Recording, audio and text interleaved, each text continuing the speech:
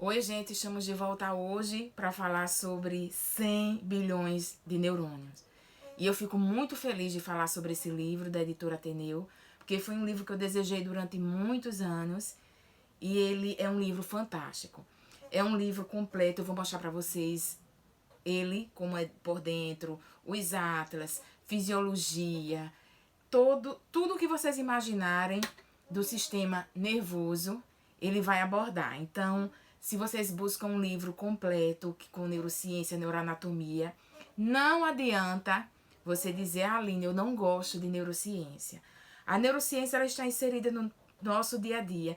A forma como nós aprendemos, a forma como nós estudamos, usamos a neurociência. Muitas palestras que recebemos, os palestrantes usam da neurociência, um coaching usa de neurociência, e eu vou mostrar para vocês como é importante dentro da medicina tudo isso. Mas simplesmente eu não posso chegar aqui, abrir esse livro e mostrar cada capítulo, se eu não despertar em vocês o que realmente significa dentro da vida das pessoas a neurociência. Não é o significado da palavra neurociência que você coloca no Google e às vezes nem precisa saber o significado. Mas, por exemplo, há um livro que ficou muito famoso sobre memorização, onde ele mostra várias pessoas que ganharam prêmios de memórias, inclusive uma acadêmica de medicina que ganhou um prêmio mundial por conseguir memorizar números, imagens. E aqui ele mostra como é que a neurociência pode ajudar você a memorizar várias coisas. Então, assim, você é acadêmico de medicina e gostaria de memorizar usando técnicas mais objetivas, mais fáceis. Então, a neurociência, ela explica isso para você. Como você utilizar as ferramentas que você já tem dentro do seu cérebro para construir palácios e esconderijos dessas mensagens. Então, eu vou mostrar para vocês alguns poucos livros que eu li que me fizeram acreditar que a neurociência ela é muito presente. Aqui, doutora Gil Bolt, neurocientista, ela realmente passou por um acidente vascular cerebral, um AVC, e uma coisa fascinante, que ela disse que o médico sentou na frente dela e disse, Gil, quem é o presidente dos Estados Unidos? Ela disse que não sabia o que era presidente nem o que era Estados Unidos. Ele usou de neurociência erroneamente. Na verdade, ela quando voltou, ela consegue se recuperar do AVC e ela escreve esse livro. Ela diz que o certo seria o médico dizer, Jill, quem é Bill Clinton? Porque ela disse que imediatamente o cérebro abriria as janelas e ele diria aqui a ela, Bill Clinton, apareceria a imagem dele que já estava registrado no cérebro dela e associaria a presidente. Então, às vezes, neurociência também muda protocolos e ela mudou os protocolos de AVC. Dr. Ben Carson não foi nesse livro que ele conta a história.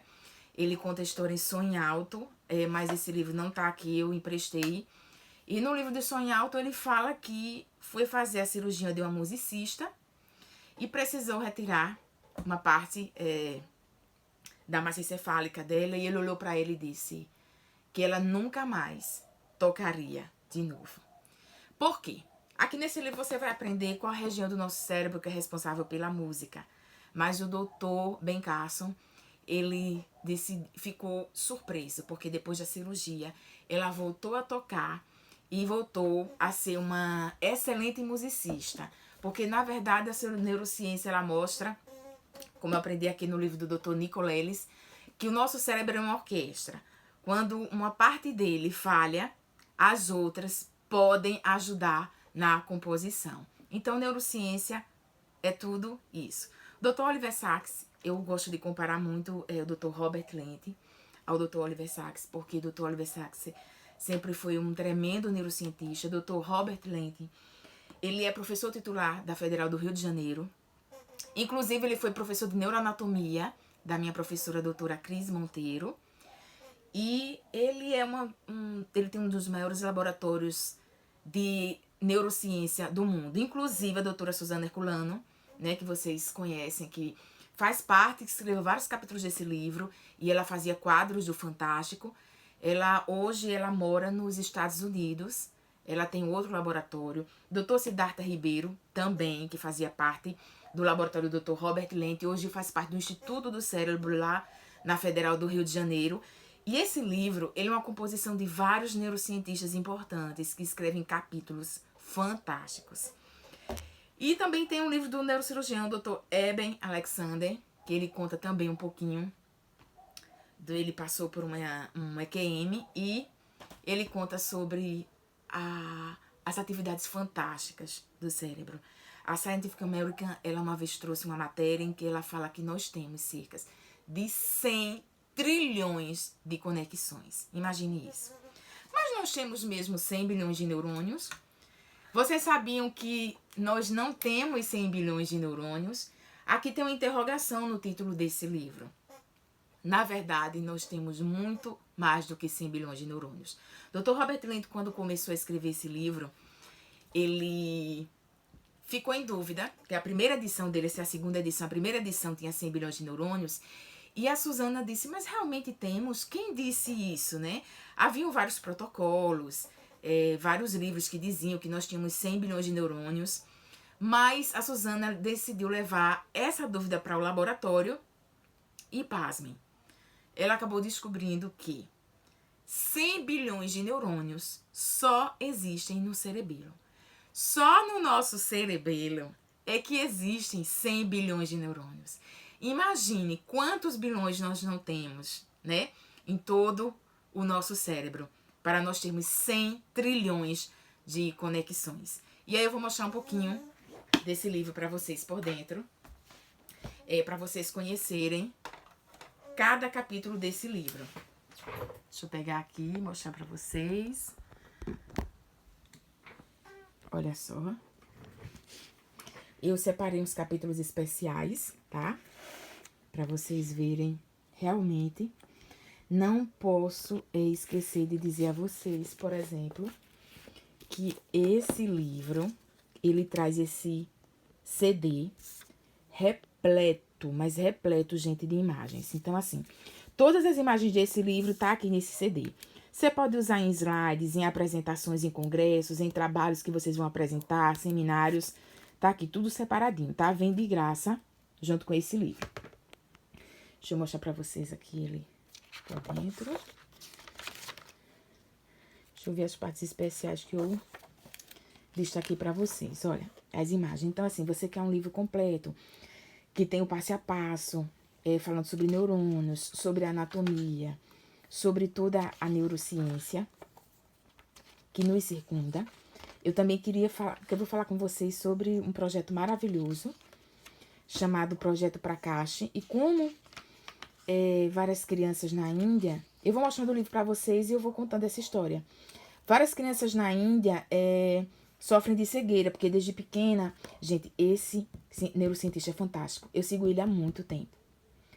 Ele, inclusive, tem Instagram, mas eu não lembro o Instagram dele agora. Dr. Stevens. Inclusive, ele tem predileção na pesquisa dele por autismo, tá? Então, se vocês conhecem alguma família que tem problemas com autismo, crianças com problemas de autismo, segue esse neurocientista, que ele é maravilhoso. Outra coisa importante desse livro é que quando termina o capítulo, vem as referências e vem o e-mail daquela pessoa que escreveu o capítulo. Então, de repente, aí você tem uma ideia fantástica e você quer o contato de um neurocientista, e aí você pega o e-mail que tem no final de cada capítulo e troca uma ideia. De repente, vocês publicam um trabalho com o neurocientista dele. Tem uma parte aqui. Sim, eu estava falando do projeto Prakash. Então, as crianças ficam cegas na Índia. E eles chamam neurocientistas para ajudarem as crianças a, depois da cirurgia da fasectomia, cirurgia de catarata, os neurocientistas, eles são domadores de cérebros. Eles fazem com que a criança veja antes de enxergar. É fantástico. Então, por exemplo, a criança fez uma cirurgia de catarata, tem 9 anos. Ela nunca viu uma tesoura. Sempre foi cega. O neurocientista faz com que ela pegue na tesoura, ela sinta, e ela forma essa imagem no cérebro antes dela tirar a venda dos olhos. Então, quando a criança ela é treinada por neurocientistas. Então, quando a criança ela tira o curativo cirúrgico, que ela olha a tesoura, então ela tem um cérebro totalmente preparado, porque você sabe que o cérebro, nós vemos, na verdade, no cérebro, né?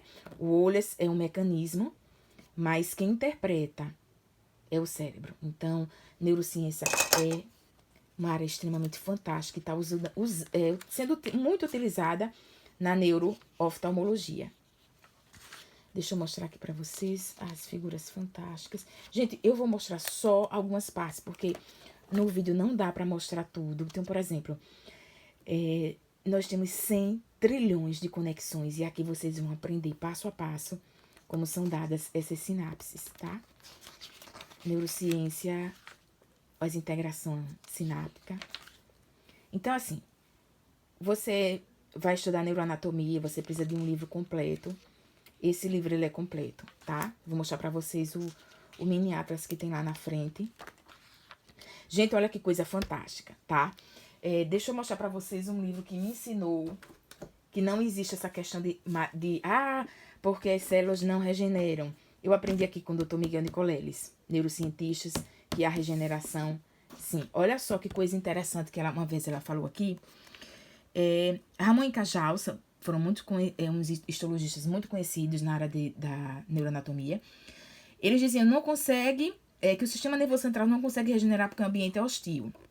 Trabalhando no Canadá, mostrou em modelos, esse pesquisador, experimentais, lindamente delineados, que o sistema nervoso central era capaz de regenerar se o ambiente do sistema nervoso parasimpático fosse intercalado na área de lesão.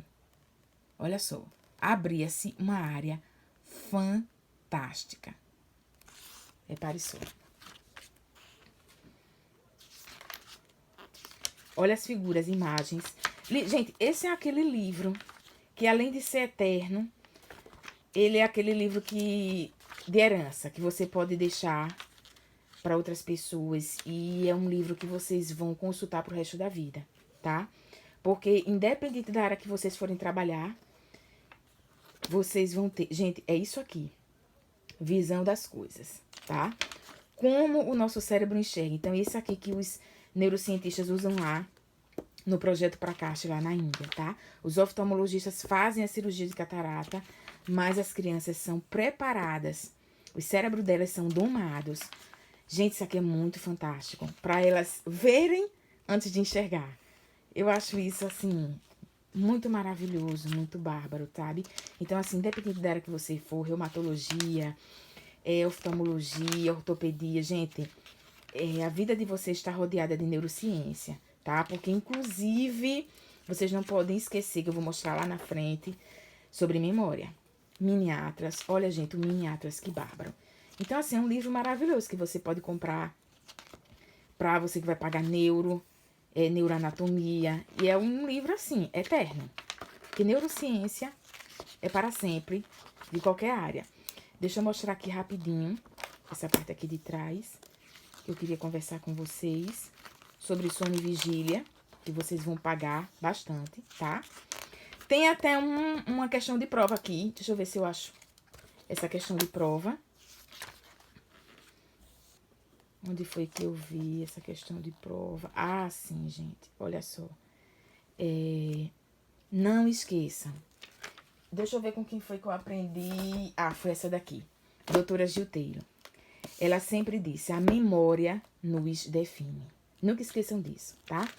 Então, a neurociência, eu acho uma coisa, assim, maravilhosa. Sobre a questão... eu gostaria de estudar mais, sabe? Sobre memória. Eu já li bastante, mas eu considero que eu li pouco.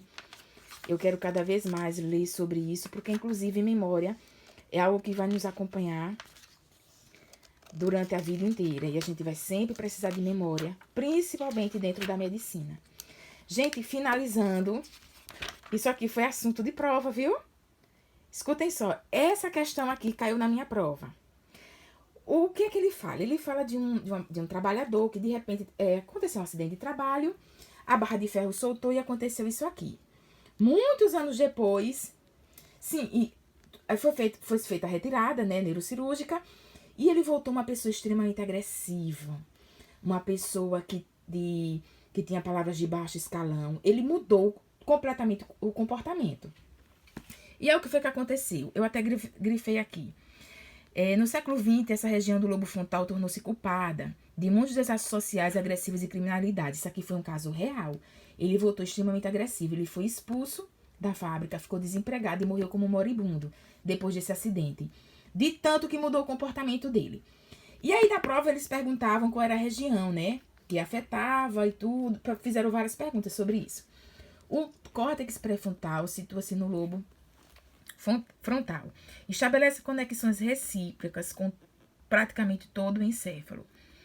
Podemos imaginar que uma região que possui essa rede de conexões tão variadas tem grandes possibilidades de exercer funções de controle e das funções mentais e do comportamento. Olha só. E eles mostram mais. Pacientes com lesões, outros pacientes que tiveram lesões pré-frontais, verificou-se que os pacientes pré-frontais são dependentes e realizam comportamentos desajustados. Então, assim, isso aqui foi muito interessante. Conta com detalhes, tá? E até chamado o córtex da razão com detalhes, o caso desse trabalhador. Isso aqui foi no ano de 1848, esse acidente. E ele conta exatamente o que foi que aconteceu com ele. Isso aqui é questão de prova, tá? Vocês aí que estão pagando o P3, se liguem. E deixa me ver se tem... Esse aqui é a doutora Suzana. E tinha um do doutor Siddhartha. Tem um capítulo aqui do doutor Siddhartha. Doutor Siddhartha, ele é um excelente neurocientista. Durante muito tempo, eu não sei se ele ainda escreve para essa revista, Mente Cérebro. Sempre teve aqui no Brasil essa revista Scientific American. Só que ela é internacional, tem em vários países. E aí, decidiram criar Mente Cérebro aqui no Brasil.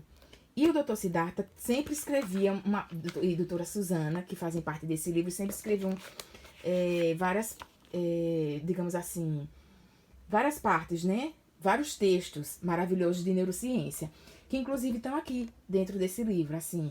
Os textos que eles escreveram para as revistas estão completos aqui dentro desse livro.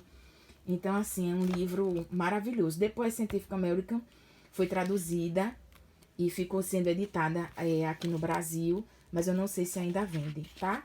Então, tá aqui. Fica a dica para vocês. 100 bilhões de neurônios.